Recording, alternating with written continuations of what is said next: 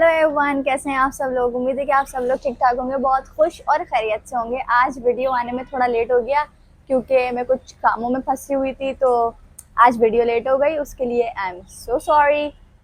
और वीडियो को स्टार्ट कर।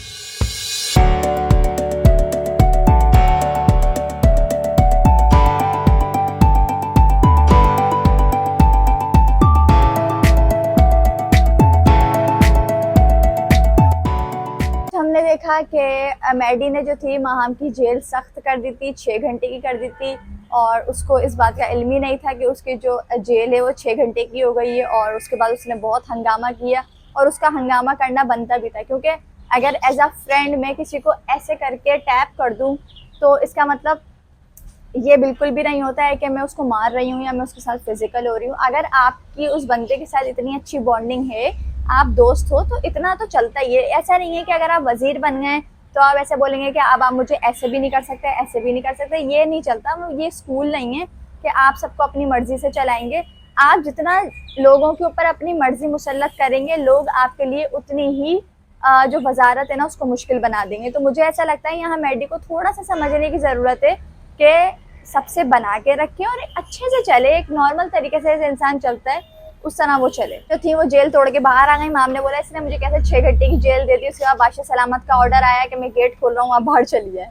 तो फिर खैर वो थी जो जेल में चली गई थी। खैर बादशाह सलामत का पॉइंट सिर्फ इतना है कि जो वजीर कह रहा है वो कर लो, चाहे वो गलत भी कह रहा हो। गलत बोलेंगे तो बादशाह सलामत आके वजीर को पकड़ेंगे, जो कि कल के एपिसोड में पकड़ा जाएगा। मैंने नेक्स्ट एपिसोड जो देखा है उसका प्रोमो, उसमें मुझे लग रहा है वजीर के साथ अच्छी खासी होने वाली है।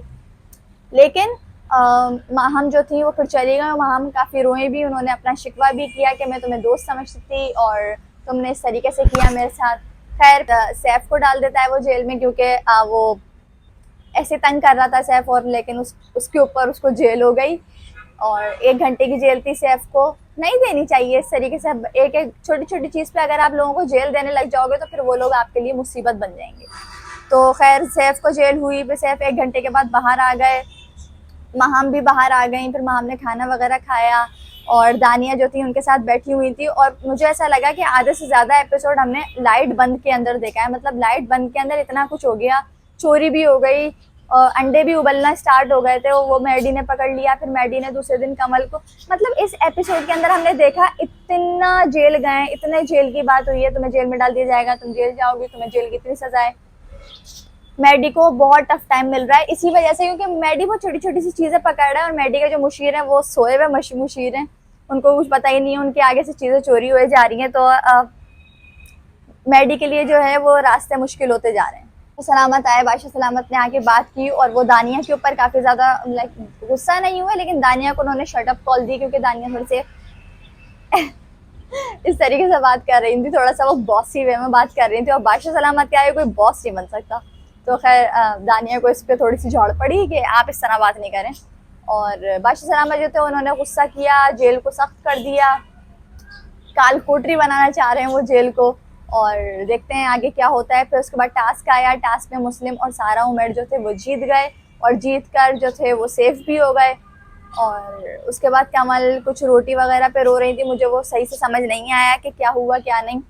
लेकिन कल फिर हमने लाइक लास्ट में बिल्कुल देखा कि रिदा और कमल ने कुछ छुपा दिया है। और कल का जो एपिसोड है वो बहुत बहुत अच्छा आने वाला है, क्योंकि हो सकता है मैडी की वजारत चली जाए। अच्छा, हमने एक कॉन्वर्सेशन सुनी सारा, नीलम और रिदा की, कि वो दोनों बैठी हुई ये बात कर रही थी कि यासीन जो है वो सबके साथ होता है, वो कभी ग्रुप के साथ नहीं लाइक आवाज़ उठाता या चीखता चिल्लाता या लड़ता है। और फिर रिदा ने बोला कि मुझे एक ये भी चीज़ अच्छी नहीं लगी कि कमल और सैफ जो है वो अपनी 1.5 इंच की मस्जिद बना के बैठे हुए हैं। तो इनके अपने ग्रुप के अंदर भी मुझे लग रहा है कुछ रंजिश है दिल के अंदर, जो ये ऐसे खुलकर नहीं बोल पा रहे हैं दोस्ती की वजह से।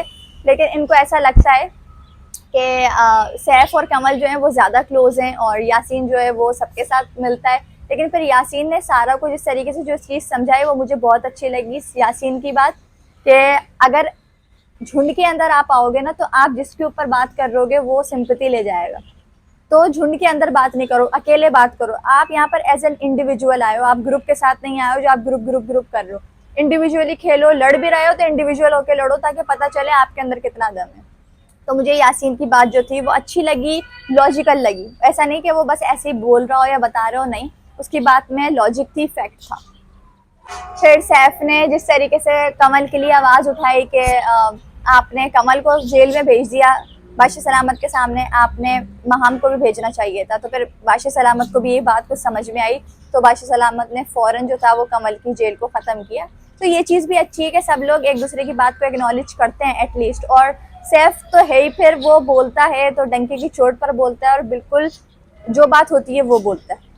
तो मुझे सैफ की यही क्वालिटी बहुत पसंद है कि वो प्योर है और वो रियल है। मतलब वो जो बोल रहा है मुंह पर बोल रहा है, चाहे वो ग्रुप दोस्त बना रहा है ना, वो तो दोस्तों के लिए वो खड़ा हुआ पा रहा है कि भाई अगर मेरे दोस्त को कुछ बोलोगे तो मैं उसकी सपोर्ट में बोलूँगा। तो मुझे ये बात अच्छी लगती है। इंसान को यारों का यार होना चाहिए। तो देखते हैं कल क्या होगा। आज मैंने बहुत जल्दी जल्दी बस समअप कर दिया चीज़ों को, क्योंकि आज मैंने उस तरीके से नहीं किया, क्योंकि मैं थोड़ा सा फंसी हुई हूँ कार काम में। मैंने बस मैनेज किया है टाइम आप लोगों के लिए कि आप लोग मेरा इंतज़ार कर रहोगे। तो जी ये थी आज की वीडियो।